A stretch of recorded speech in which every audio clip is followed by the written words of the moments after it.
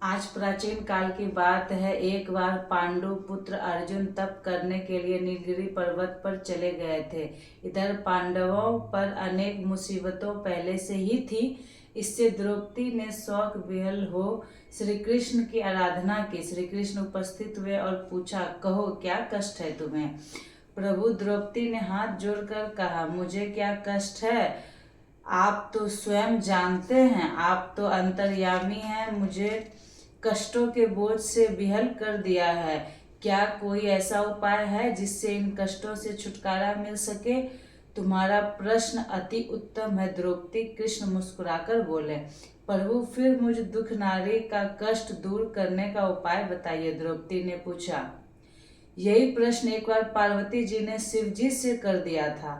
तब शिव जी ने करवा चौथ का विधान बताया। फिर प्रभु, करवा चौथ की जानकारी मुझे भी दीजिए और उसकी कथा कहिए।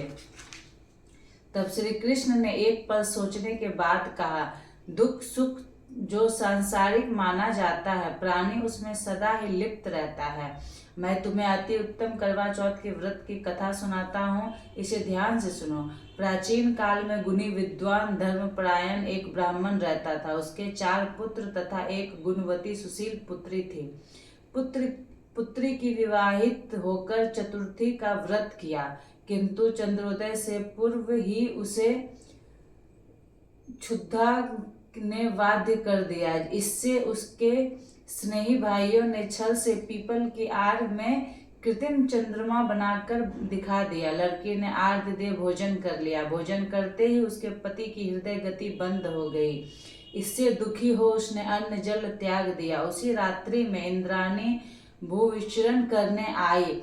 ब्रह्मानी पुत्री ने उसे अपने दुख का कारण पूछा। इंद्राणी ने बताया, तुम्हें करवा चौथ व्रत में चंद्र दर्शन से पूर्व भोजन कर लेने से यह कष्ट मिला है। तब उस लड़की ने अंजलि बांध कर विनय की कि इससे मुक्त होने का उपाय बताइए। इस पर चंद्राणी ने कहा, यदि तुम विधि पूर्वक अगली करवा चौथ का व्रत करो तो तुम्हारे पति पुनः जीवित हो जाएंगे। कन्या ने ऐसा करने का वचन दिया तो उसके पति स्वस्थ हो गए।